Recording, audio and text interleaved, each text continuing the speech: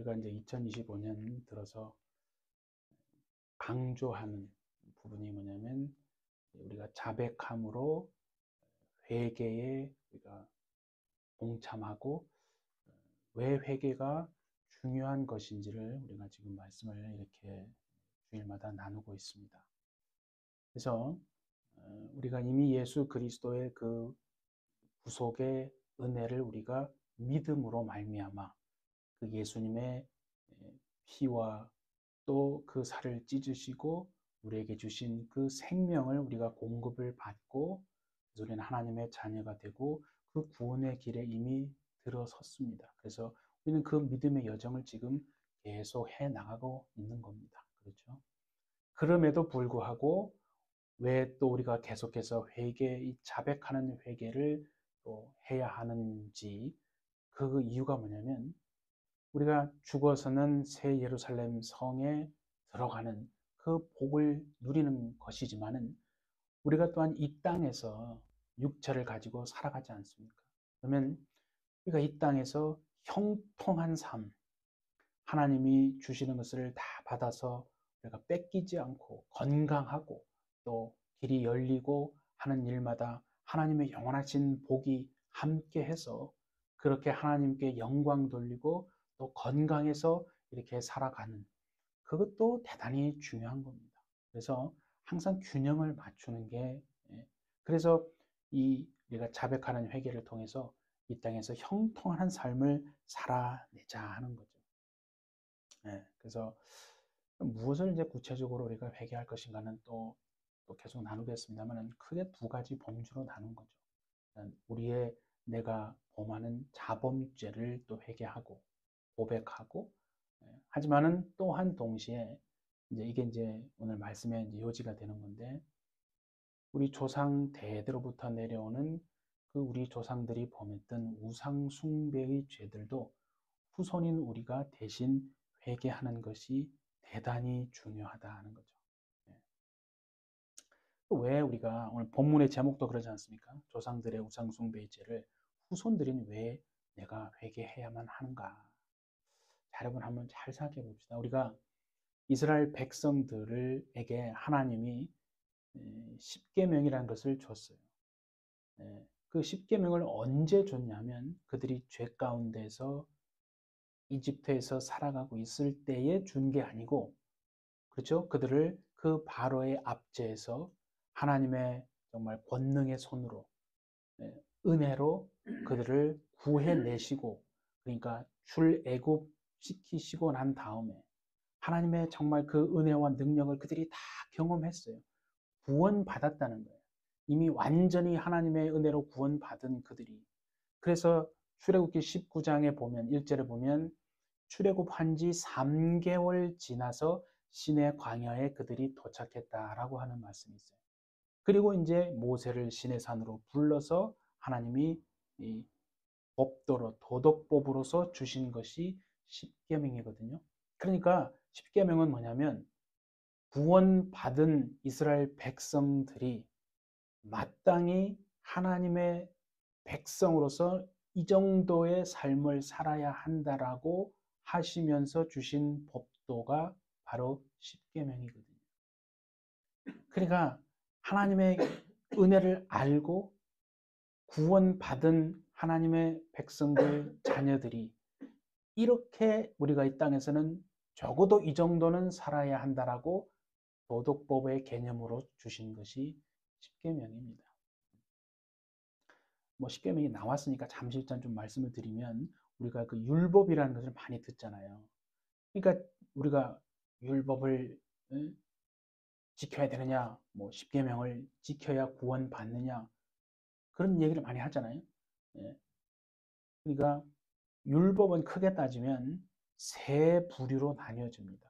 율법은 첫째가 이제 도덕법으로서 주신 그 십계명이 있어요. 그러니까 도덕법이 있고, 그 다음에 의식법이 있어요. 의식을 치르잖아요. 그 의식법이 있고, 또 재판법이 있어요. 그래서 율법은 크게 대략 보면 한 세 부류로 나뉩니다. 그래서 도덕법, 십계명이라고 했어요. 그 다음에 의식법, 그리고 이제 재판법. 그런데 그 이제 의식법 중에서 또 많이 한 5개 정도로 또 나뉘어요. 깊이 좀 들어가면. 그래서 예를 들어서 제사법이 하나 있어요. 그러니까 뭐 우리가 하나님 앞에 뭐 출애굽 이런 데 보면 레위기에 보면 그죠? 제 하나님 앞에 어떻게 이제 죄를 용서받고 제물을 드리고 뭐 나온 사람이 안수하고 자기가 직접 칼을 가지고 제물을 어디를 찔러서 피를 이제 보고 뭐 그렇게 하잖아요. 각을 뜨고 그런 제사법이 있단 말이에요. 그게 의식법이에요. 그게 제사법. 그리고 또 성막과 관계되는 법이 있잖아요. 그 성막의 모든 여러 가지 무슨 규격과 이런 그 성막법이 하나 있고 또 그다음에 이제 우리가 잘 아는 절기법이라는 게 있어요. 뭐 안식일 이 다 절기를 지키잖아요. 그리고 음식법이 있어요. 그것도 의식법에 해당되는 거 음식법, 뭐 무엇을 먹고 그 푸드 코드가 있잖아요. 이런 건 먹으면 안 되고 뭐 이런 거 얘기했잖아요. 굽이 있고 굽이 없고 뭐 그런 것들은. 그다음에 정결법. 그것도 의식법이에요. 정결법은 왜 이제 하나님 앞에 정결하지 못하게 되면 뭐 그런 얘기도 있잖아요. 진영 바깥에서 7일을 머물다가 이제 7일이 지나면 뭐 들어와서 이렇게 깨끗하여지니라. 그 정결법이죠. 그래서 그런 법들이 예수 그리스도 안에서 폐지된 것도 있고 예수님이 완성하신 것들도 있어요. 그러나 여러분 성경을 보면 강화시킨 것도 있습니다. 예수님이 더 강화시켰어요. 예를 들면 보세요. 제사법 같은 경우, 제사법, 뭐 저기 성막법 또는 절기법 이런 것들은 이미 예수 그리스도로 말미암아 완성된 거예요. 완성된 거예요. 음식법은 폐해졌습니다. 그래서 지금은 없어서 못 먹지, 뭐 먹지 못해서 못 먹는 건 없는 거죠. 음식법은 완전히 폐해졌고, 그다음에 정결법도 그것도 예수님으로 말미암아 완성된 거예요. 그러니까 우리가 그런 것들을 지키지는 않는 거예요. 예를 들어서 이 도덕법의 개념으로서 이 십계명은 어떻게 된 건가? 십계명은 예수님이요 신약에 보면 강화시켰어요. 예수님 그러잖아요. 내가 율법이나 선지자를 폐하려 온 줄 아느냐? 그렇지 않고 온전케 하려 함이라고 하잖아요. 완전케 했다는 말인데 성경에 보면 더 강화시켰어요. 왜냐하면 10계명의 1, 2계명이 뭡니까? 너는 나 외에 다른 신을 두지 말라고 그랬잖아요. 그게 1계명이고 2계명은 하늘이나 또 땅이나 땅 아래에 있는 것들의 어떤 형상을 만들어서 절하지 말라고 그랬잖아요. 그런데 신약에 가면 우상에게 바쳐진 제물을 먹는 것만으로도 우상 숭배의 죄를 범하는 것이라고 강화시켰어요. 그리고 또 예수님이 보면은 살인하지 말라고 그랬잖아요. 그런데 예수님은 뭐라고 그랬어요? 사람을 보고 미워하는 자마다 이미 그 사람을 죽였다. 살인한 것으로 강화시키고 있잖아요. 그러니까 또 간음하지 말라고 십계명이라는 얘기인데 예수님은 오셔서 보고 음욕을 품으면 이미 간음을 저질렀다는 거예요. 그러니까 뭐냐면 다 강화시킨 거예요. 그렇죠? 그래서 탐심은 뭐라고 그랬어요? 골로새에 보면은 3장에 보면 탐심은 탐하는 마음을 우상 숭배라고 얘기했어요. 그러니까 십계명은 하나님이 주신 그 십계명이 신약 때 와서 예수님으로 보니까 예수님이 더 강화시킨 거예요.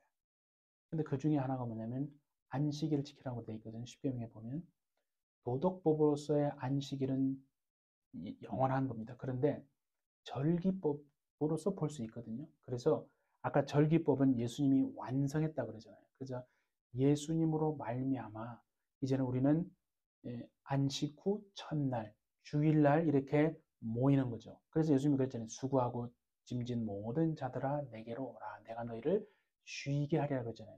그러니까 예수님 안에서만 참된 안식을 받는 거예요. 그래서 우리는 안식일 그 날, 절기 그 날 자체는 지키지 않는 거고 예수 그리스도 안에서 이제 예수님이 완성하신 그 부활하신 그 주일 우리는 그래서 그 주일을 이렇게 지키게 되어지는 거죠. 그러니까 바울도 그런 얘기를 했거든요. 날과 달과 무슨 이런 절기를 지키는 것으로 인해서 내가 너희를 잘못 가르쳤느냐, 왜 그렇게 하느냐라고 갈라디아서나 또 골로새서에서 말하거든요. 그러니까 십계명은 강화된 거예요. 그리고 이제 재판법 이런 것들도 강화된 거예요. 아까 재판법이 있었죠. 그러니까 왼뺨을 때리면 어떻게 하라고요? 오른뺨도 돌려대는 거죠. 속을 달라 하면 겉옷도 주라고 주님이 말씀하시잖아요. 네. 그러니까 이런 것들은 또 훨씬 더 주님이 강화시킨 거예요. 그래서 오늘 이제 하나님이 그 출애굽한 이스라엘 백성들에게 하나님의 백성으로서 마땅히 첫 번째 주신 1계명이 너는 나 외에 다른 신을 두지 말라. 하나님을 통해서 구원을 받았죠. 하나님의 은혜를 경험했다. 그러면 마땅히 그 하나님만이 우리의 주인이십니다. 우리의 왕이십니다. 하나님만 우리가 섬기고 경배합니다. 라고 그죠? 그렇게 이제 살도록 주신 그 계명이 그게 1계명 아니에요? 그러면 왜 하나님 이외에 다른 신을 두면 안 되는가? 그거는 뭐 당연한 거냐. 첫 번째는 그분만이 진짜 창조주 하나님이시다. 나머지는 뭐냐면 다 피조된 거죠. 그렇죠? 다 만들어지고 피조된 거지. 하나님 한 분만이 유일한 창조주 되시다. 그래서 우리 예레미야 10장 11절을 한번 봅시다. 너희는 이같이 그들에게 이르기를 천지를 짓지 아니한 신들은 땅 위에서 이 하늘 아래에서 망하리라 하라. 그렇죠? 천지를 지으신 그 하나님이 진짜 창조주이시고 다른 존재들은 다 피조된 거라 이거죠. 그 피조된 신들은 다 망한다 그랬어요. 그렇죠? 자, 이사야 44장 24절도 한번 봅니다. 네 구속자여 모태에서 너를 지은 나 여호와가 이같이 말하노라. 나는 만물을 지은 여호와라. 홀로 하늘을 폈으며 나와 함께 한 자 없이 땅을 펼쳤고. 그래서 하나님이 셋째 하늘에 계세요. 셋째 하늘에서 하늘을 폈다 그랬잖아요. 그 셋째 하늘에서 둘째 하늘을 펴시고 또 그 다음에 또 첫째 하늘을 또 펴시고 그리고 지구 땅을 만드신 거죠. 그렇게 해서 이제 첫째 날, 둘째 날 쭉 뭐 다 만드시고 난 다음에 여섯째 날 인간이 거주할 수 있는 배경을 다 만들어 놓고 인간을 만드신 거예요. 얼마나 하나님이 우리 인간을 사랑하시고 존귀 여기시는지 참 그걸 보면 알 수 있습니다. 그러니까 다른 신들은 창조할 수 있는 그런 신이 아니고 피조물이다 이거죠. 그래서 그 피조물들을 섬기고 따라가면 반드시 실패와 낭패를 볼 수밖에 없는 것이다. 우리 일평생 하나님만 붙들고 섬기는 저와 여러분 되시기를 바랍니다.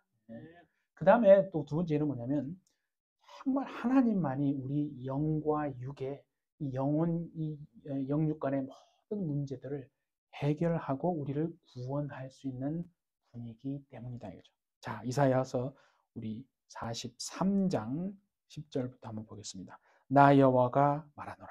너희는 나의 증인, 나의 종으로 택함을 입었나니 이는 너희가 나를 알고 믿으며 내가 그인 줄 깨닫게 하려 함이라.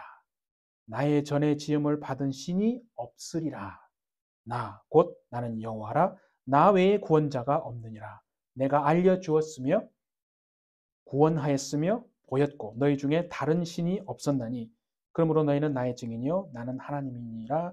여호와의 말씀이니라. 다른 신이 없느니라. 그죠? 내가 그인 줄 깨닫게 하려 함이라. 나의 전에 지음을 받은 신이 없느니라. 그렇게 계속 말씀하시죠.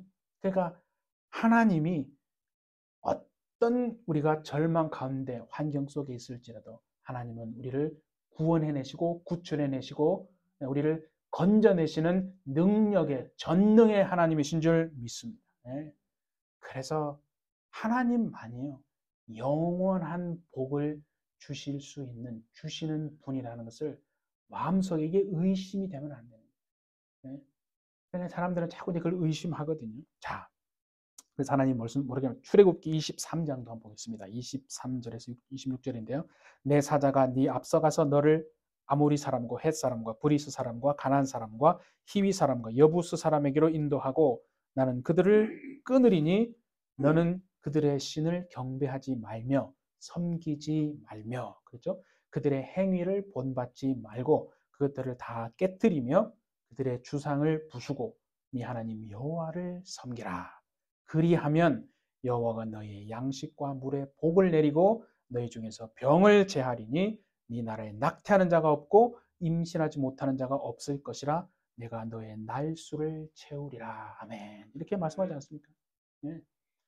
하나님만을 섬기는으로 말미암아 하나님이 약속하신 그 복이 이 땅에서 여러분과 여러분 가정에게 충만하게 말되기를 예수님의 이름으로 축복합니다. 예. 그런데 사람은요, 참 그렇게 말씀하심에도 불구하고 마음속에 다른 존재를 자꾸 이렇게 두려고 하거든요. 우리 한국 민족 같은 경우는 이제 죽은 조상들을 신으로 그렇게 섬겼다 이 말이죠. 그 자리를, 신의 자리를, 하나님의 자리를 꿰차고 있어요. 그뿐입니까? 또 뭐 석가나 부처를 섬겼고 하나님의 자리를 차지하고 천지, 신명, 무슨 삼신, 할머니, 단군신, 또 지신, 측간신, 측간신이 뭔지 알죠? 화장실. 예.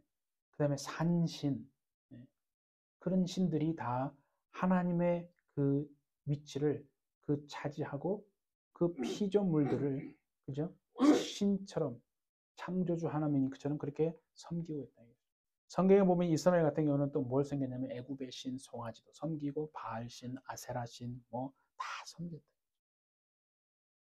제2계명이 뭐라고 했어요? 하늘과 땅과 땅 아래에 있는 어떤 것의 형상을 만들어서 절하지 말라고 그렇게 말씀하셨죠. 그래서 사실은요, 이스라엘이 북이스라엘과 남유다가 망해서 포로로 끌려갔잖아요. 아수르와 바벨론에게. 이유가 뭐냐면 우상을 섬기기 때문입니다. 하나님을 따라가야 되는데 하나님의 백성들이 끝까지 하나님을 따라가고 의지해야 되는데 그렇게 하지 않은 거예요. 하나님을 따라가는 것처럼 보였지만 사실은 다른 이방 신들을 따라간 거거든요. 그 우상을 섬긴 거예요. 절하고 그렇게 해서 그 심판으로 그렇게 나라가 망하고 포로로 끌려간 거거든요. 그러니까 우리가 이런 것들을, 이런 하나님이 아닌 것들을 하나님의 자리에 올려놓고 마음에 두고 이렇게 섬기잖아요. 그러면 타락한 천사들인 귀신들이 벌써 그러한 신으로 자신을 가장하는 거예요. 자신들이 그러한 신과 같은 모습으로 이렇게 가장하고 나타나서 사람들에게 신으로 경배를 받는다는 거예요. 미혹한다는 거예요. 네. 성경에도 마귀가 그죠? 사단이 광명의 천사로 자기를 가장한다라고 그랬잖아요. 그러니까 얼마든지 가능한 얘기입니다. 타락한 천사인 귀신들이 사람들을 속이고 미혹해서 그 사람들이 섬기는 신의 모습의 형상을 하고 나타나서 그들로부터 경배를 받는다는 거예요. 그렇게 예, 예, 역사한다 이죠. 일평생 하나님만 일편단심으로 섬기는 우리 복된 성도들 되시기를 예수님의 이름으로 축복합니다. 예. 그래서 인간의 섬김을 받을 수 있는 유일한 분은 오직 하나님 한 분뿐이시라는 거예요. 예. 그 구약에 여호와라는 이름으로 이스라엘 백성에게 들에게 나타나신 그 하나님. 그리고 신약에는 우리를 구원하시기 위해서 그죠? 육체를 입고 아들의 신분으로 오신 그 하나님. 바로 그 하나님 한 분만 영원히 경배를 받으셔야 할 유일한 분이시다 하는 거죠. 그래서 여러분 보세요. 우리가 이런 예전에 조선시대 이런 데 보면 사람들이 볼 때, 아, 왕이 마음에 안 들어요. 그러면 어떻게 합니까? 이제 내 마음과 생각에 맞는 사람들을 규합을 하죠. 세력을 다 모아서 왕을 바꾸려고 하잖아요. 그걸 다른 말로 뭐라고 합니까? 역모라고 하잖아요. 반역을 하잖아요. 그런데 만약에 그게 성공하면 이제 왕이 바꿔지지만 만약에 그렇게 하다가 발각이 되면 어떻게 됩니까? 역도가 되는 거죠. 그래서 본인만 죽습니까? 아니요. 삼족을 멸했어요, 옛날에. 완전히 그 당사자는 물론이고 그 자녀의 손자까지요. 삼족을 멸했다 이거예요. 그거하고 비슷한 거예요. 하나님이 하나님의 능력과 권능의 손으로 하나님의 백성들을 애굽에서 건져내고 그렇게 해서 구원을 해 주었는데 그들은 하나님만 의지하고 따라가는 게 아니라 전혀 엉뚱한 길로 가기 때문에 어려움을 당하고 고난을 당한 거거든요. 여러분 보세요. 우리나라 민족 같은 경우는 조상을 신으로 섬기면서 제사를 한 게 한 500년 정도 됩니다. 그런데요. 부처 불교를 섬기는 것은요. 한 1500년의 역사가 돼요. 근데 무당 점쟁이 통해서 이렇게 말 듣고 섬기면요. 단군 때부터 그랬다고 보면 5000년의 역사가 있어요. 우상 숭배를 5,000년간 해온 거예요. 우리 한국 민족은. 미신 잡신을 섬기고 한 것까지 합치면 그거는 5,000년보다 더 오래된 겁니다. 그러니까 그와 같이 얼마나 많은 영역에 있어서 우리의 삶을 한번 들여다보면요. 우상을 숭배하고 하나님을 믿고 교회 다닌다고 하지만은 하나님 보시기에 끊어내야 될 것들이 수도 없이 많거든요. 예. 뭐 칠성신도 섬기고 북두 칠성신이잖아요. 그러니까 대략 이렇게 나누어 보면 우상들이 뭐가 있냐면 대략 나누면 첫 번째가 하늘에 있는 것들입니다. 대부분 하늘에 있는 것들을 섬겼거든요. 해, 달, 별, 뭐 그런 거 있잖아요. 그래서 멀리 떨어져 있으면서 항상 그 자리에서 뭔가 어떤 역할을, 어떤 임무를 하는 그런 것들을 신으로 이렇게 자꾸 섬기려고 그렇게 했다 이거죠. 근데 우리가 말씀드린 것처럼 그건 피조물이거든요. 하나님이 만드신 것, 별도, 달과 태양도 하나님이 만드신 거잖아요. 근데 우리 조상들은 그죠? 예, 달신에게 빌고, 그죠? 막 그렇게 했다 이거예요. 북두칠성에게 빌고. 하나님만이 영원한 빛이시고 시간을 통해서 역사하는 하나님 그 한 분만이 진짜 경배를 받으셔야 한다 이거죠. 그런가 하면 땅 위에서 또 뭐 물 밑에 있는 그러니까 쉽게 말하면 만물 있죠. 자연 만물들도 신으로 섬겼어요. 어디 가면은 사람들이 너무나 큰 나무를 당산나무 같은 거잖아요. 쉽게 말하면 아주 당산나무 같이 큰 나무를 보면 비는 거예요. 복을 비는 거예요. 예. 아주 큰 기괴한 바위, 기암, 괴석 같은 거를 보면 또 복을 비는 거예요. 왜냐면 복을 줄 것 같아요. 예. 자연 만물도 빌고, 빌고. 또 그런가 하면은 인간이 스스로 만들어낸 것들도 있다 이거죠. 예를 들면은 옛날에 보면 뭐 지금도 있습니까? 이런 나무나 돌에다가 그죠? 사람의 이런 얼굴 모양 같은 거를 새겨 가지고 이 마을에 들어가는 입구나 길에다가 세워줬잖아요. 그 뭐라 그래요?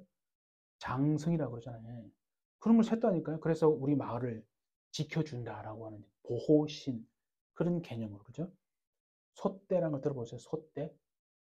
소떼가 뭐냐면 그 풍년을 이제 기원을 이제 먹고 사는 게 중요하니까 이 풍년을 우리에게 풍년을 주십시오라고 그 풍년을 기원하면서 아주 높은 이제 높이 세워서 장대 그러니까 마을에다가 이렇게 높이 솟은 장대를 세워 가지고 풍년을 기원하고 이제 빈 거죠.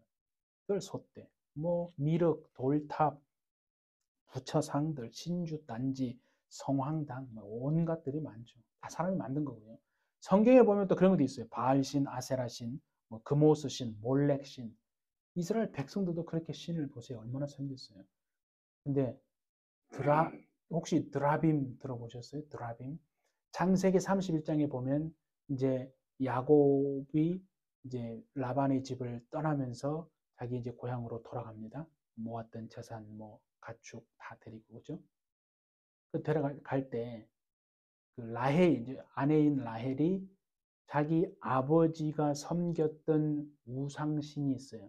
그게 드라빔이거든요. 그래서 그 드라빔을 말 안장 위에다가 놓고 자기가 그 위에 앉았다고 그랬잖아요. 못 찾게. 그 말은 뭐냐면 벌써 아버지인 라반이 조상 때부터 다른 신들을 섬겨왔다는 얘기는 거예요. 신상을 만들어 놓고 드라빔. 그걸 라헬이 딸인데 그걸 어렸을 적부터 보고 자라지 않았겠어요? 그러니까 자기도 모르게 지금 야곱을 통해서 하나님 의지하고 살아가야 되는데 드라빔을 챙기잖아요. 그러니까 뭐 그랬는지는 모르지만 어쨌든 조금 이제 35장 정도 가면 라헬이 베냐민을 낳잖아요. 낳다가 산고로 인해서 죽잖아요. 이제 무슨 지금 얘기를 하려고 하냐면 이런 앞에 얘기를 꺼냈냐면요. 우상 숭배의 죄들은 반드시 그 당대로 끝나는 게 아니고 성경에 보면 후손들에게 그게 전달이 되더라는 거예요. 그래서 후손들에게 저주가 나타나고 뭐 불치병에 걸리고 질병이 나타나고 가난이 찾아오고 그 몫을 그 열매를 우상 숭배의 죄의 열매를 자녀들이 당하게 되더라 하는 걸 얘기하는 거예요. 그래서 10계명의 1, 2계명이 대단히 중요한 겁니다. 자, 다시 한번 우리 출애굽기 23장 24절을 보세요. 그들의 신을 경배하지 말며 섬기지 말며 그들의 행위를 본받지 말고 그들을 다 깨뜨리며 그들의 주상을 부수고 네 하나님 여호와를 섬기라. 그리하면 여호와가 너희의 양식과 물의 복을 내리고, 그러니까 하나님만을 섬기면 어떻게 된다고요? 양식과 물의 복을 내린다. 그러니까 기근의 재앙이 있다는 거예요, 없다는 거예요? 기근의 재앙이 없다는 거예요. 오늘 다 먹고 사는 문제가 여러분 얼마나 이 땅에서 중요합니까? 의식주 문제가 대단히 중요한 거 아닙니까? 과학기술이 발달한 요즘에도 우리 캘리포니아 같은 경우는 비가 안 오면 얼마나 벌써 걱정이 됩니까? 그죠? 네. 기근이 이게 돼가지고 열매가 잘 안 맺히니까 또 농산물들의 가격도 올라가고 그런 일들이 벌어지는데, 하나님만 섬기면 양식과 물의 복을 내린다. 기근의 재앙이 없다는 거예요. 그러니까 소출이 풍성해지겠죠. 네, 소출이 풍성하다는 거예요. 네. 그러니까 가난하겠어요? 안 가난하겠어요? 가난이 없는 거예요. 가난이 떠나가는 겁니다. 정말 하나님을 제대로 믿고 회개하면요, 이렇게 되어질 줄 믿습니다. 이 하나님의 약속이잖아요. 보세요. 너희의 양식과 물의 복을 내리겠다. 하나님. 그 다음 또 보세요. 너희 중에서 뭐를 제한다고요? 병을 제한다. 질병을 하나님이 없게 해주겠다는 거예요. 정말 우상 숭배의 죄를 회개하잖아요. 건강하게 해주겠다는 거예요. 예. 그 얘기를 하는 거 아니에요? 그리고 그 다음 보세요.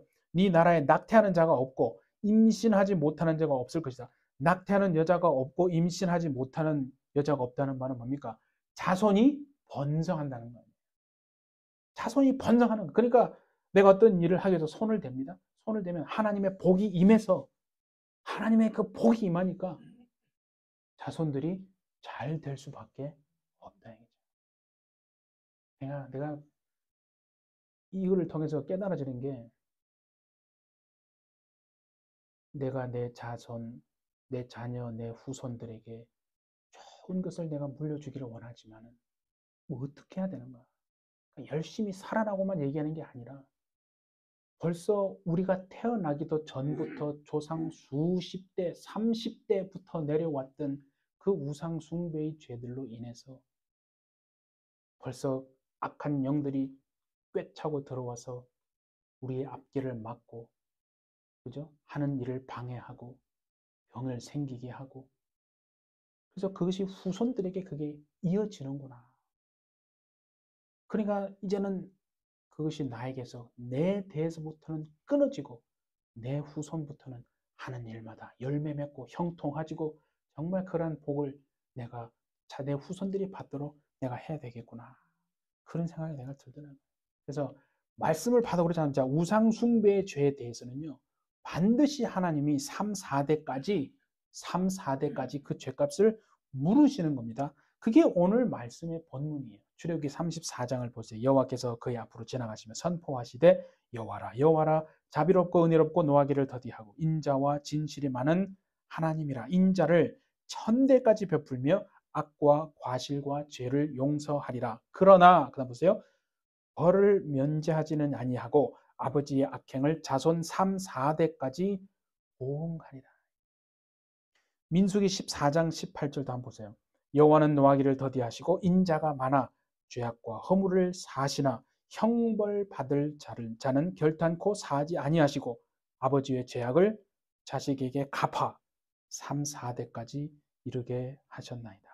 아버지의 죄악을 자손에게 갚는다는 거예요.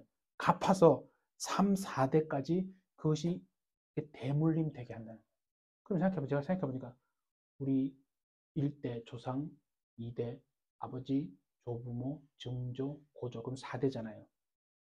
그럼 벌써 그때부터 그 고조 때 조상이 우상숭배함으로 인해서 벌써 그 저주가 나에게까지 와 있구나라는 것을 벌써 깨닫는 거예요. 그러면은 그 윗대는 어때요? 또 그 윗대 3대가 또 3, 4대, 또 그 윗대 3, 4대, 그렇게 따지면요, 수십 대까지 올라가는 거예요. 그것이 계속 대물림 되는 거예요. 우리가 보세요. 이해하기 쉬우면 이렇게 생각하면 돼요. 어떤 집안의 가문을 보면 되게 운동을 잘해요. 그래서 자녀가 태어났는데 운동신경이 너무 뛰어나요. 근데 보니까 그 윗대부터 벌써 조부, 뭐 증조, 고조, 뭐 6대, 7대부터 운동에 기가 막힌 벌써 DNA가 있다는 거예요. 그러니까 그 DNA가 벌써 신기하게 자녀들을 통해서 이렇게 내려오잖아요. 그러니까 그 후손도 그 DNA를 받아서 그 이 운동하고 이렇게 스포츠에 아주 뛰어난, 또 어떤 가정은 예술 쪽 아주 미술과 음악에 조예가 깊어요. 그래서 노래 잘하는 그 엄마 밑에서 태어난 사람은 또 노래를 잘하게 되는 거예요. 이게 왜 그러냐면 하나님이 그렇게 법칙이 보세요. 흘러가잖아요. 이해가 되지? 흘러가는 거예요. 대물림이 되는 거예요. 그런 것도 대물림이 되지만은 영적인 것도 대물림이 된다는 것을 성경에서 지금 하나님이 우리에게 말씀해 주시는 거다. 네. 그래서 보세요. 자범죄는 내가 지은 죄잖아요. 그러니까 내가 회개하기 전까지는 나만 그 결과에 참여하면 되는 겁니다. 그런데 조상들이 했던 우상숭배의 죄는 단순히 그 조상들의 행위로 끝나는 게 아니구나.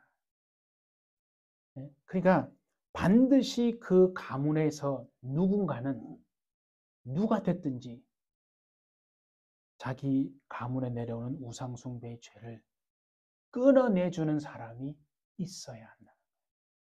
여러분 이거 다시 말씀드릴게요. 우리는 이미 구원받은 자입니다. 이미 우리는 예수 그리스도로 말미암아 그 속량 받은 하나님의 자녀가 되었습니다.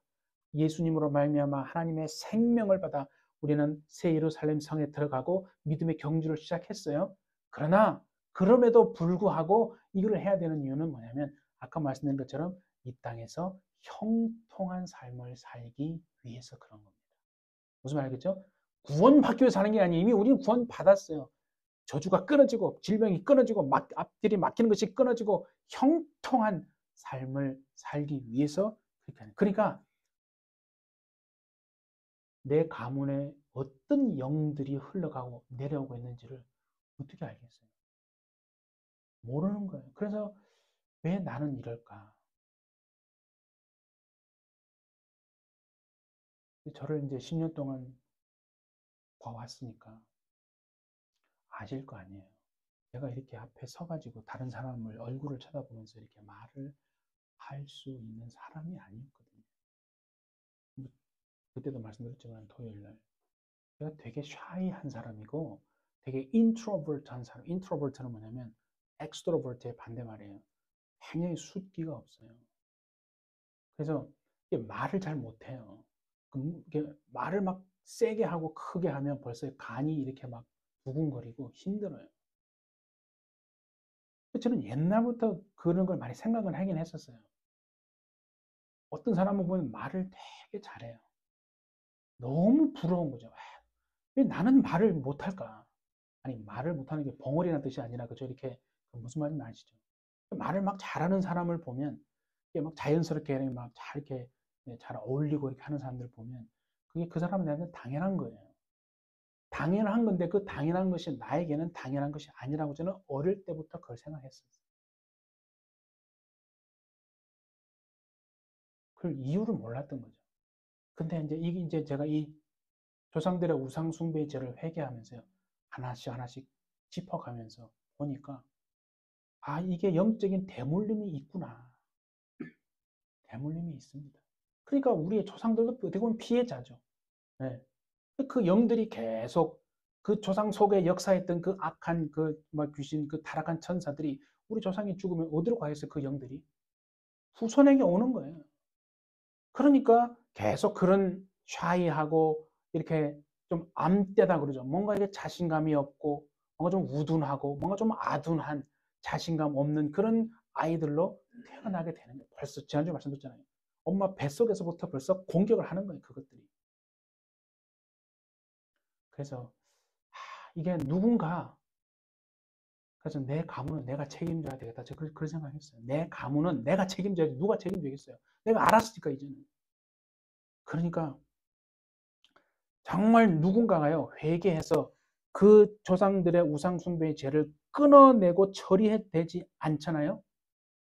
그럼 어떻게 되냐면, 그렇게 하지 않으면 그 가문의 조상 중에서 내려온 누군가가 그 조상의 범한 우상숭배의 죄의 대가를 치러야 한다. 하나님이 그랬잖아요. 반드시 갚는다고 그랬잖아요. 아버지의 죄악을 자식에게 갚는다는 거예요. 그래서 예전에는 그냥 저는 하나의 이거를 유전적으로만 생각했는데 이제 이렇게 보니까 그런 거. 예를 들어서 어떤 뭐 3대나 4대 조상이 큰 어려움 속에서 뭐 예를 들어서 불치병에 걸렸어요. 그러면 신기하게 그 조상이 이제 죽었단 말이에요. 그런데 그 영이 그 속에 있던 그 이제 더러운 귀신이 쉽게 말하면 더러운 악한 천사가 조상이 죽음으로 인해서 후손에게 가요. 내려온다는 거예요. 그래서 누구에게 가겠죠. 그래서 그 후손 중에 누군가에게 또 그 불치병을 준다는 거예요. 왜냐하면 그 대물림이 끊어지지 않았기 때문에. 그래서 우리 조상 중에 누가 어떤 분이 암으로 돌아가셨는데 후손 중에 그와 똑같은 암이 걸려서 죽는 사람이 생기더라. 그 후손에게 몰빵한 거라고 얘기할 수도 있어요. 착하니까. 우리는 그냥 하나 유전적으로만 생각하잖아요. 그래서 부모님이 뭐 조상 중에 뭐 할아버지가 이렇게 어떤 그런 병이 있으면은 아버지나 손자에게 이제 갈 수 있는 가능성이 그걸 패밀리 히스토리라고 의학계에서는 그렇게 말합니다.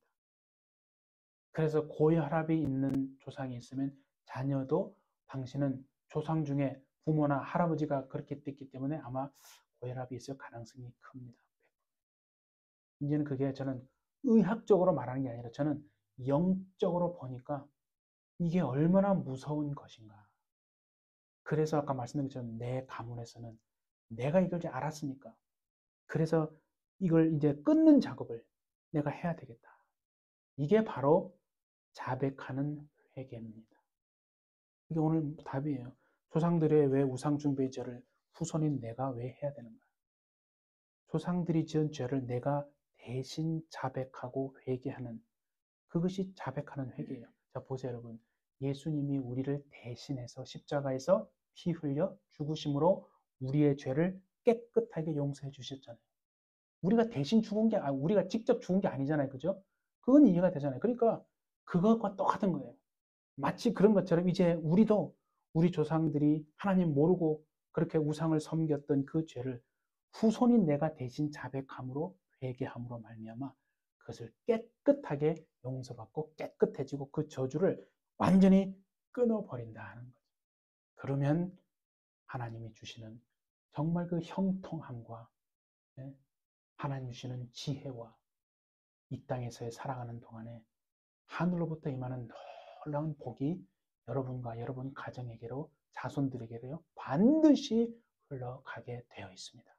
그거를 2025년에 경험하자는 거예요. 저는 열심히 하려고 그래요. 그래서 해서 나를 통해서 보십시오. 하나님이 이렇게 하셨습니다. 증거가 있어야 될 거 아니에요. 목사가 얘기해놓고 뭐 보니까 뭐 그럼 반대라고 하면 안 되잖아요. 그 증거를 계속 기도하고 있어요. 그래서 우리 사랑하는 우리 햇빛처치 여러분도 우리의 죄를 자백할 뿐만 아니라 우리의 조상들의 지은 그 우상숭배의 죄를 우리가 대신 정말 자백하는 그 회개를 통해서 저주에서 벗어나고 이 땅에서 형통한 삶을 살고 죽어서는 새 예루살렘 성 안에 천국에 들어가는 넉넉하게 들어가는 능력의 은혜의 복받은 삶을 다 살아내시는 저와 여러분 되시기를 예수님의 이름으로 축복합니다. 네, 우리 함께 기도하겠습니다. 하나님, 우리에게 정말 이 놀라운 영적인 비밀들을 마지막 때 우리로 하여금 알고 깨닫게 하여 주시고 우리가 이 땅에서 예수 믿고 살아가지만은 그러나 육체적으로 삶을 보면 너무나 어렵고 힘들고 고통 가운데 또 병에 걸리기도 하고 정말 우리가 애쓰지만은 아버지 열매가 제대로 나타나지 않고 그런 아버지 하나님 저주가 우리 가운데 있었던 것들은 그냥 우리는 내가 열심히 살지 못했기 때문에만 그렇다고 치부해버리고 살아온 것을 이제는 하나님 말씀을 통해서 영적으로 이 정말 우리의 조상들로부터 내려왔던 그 우상 숭배의 죄가 얼마나 하나님 이게 자손들 후손들에게 영향을 미치고 있는 것이고 그래서 하나님께서 그 아버지의 죄악을 자손 3, 4대까지 반드시 묻고 정말 보응하시리라고 말씀하신 이 말씀처럼 하나님 우리의 가문은 이제 우리 때부터는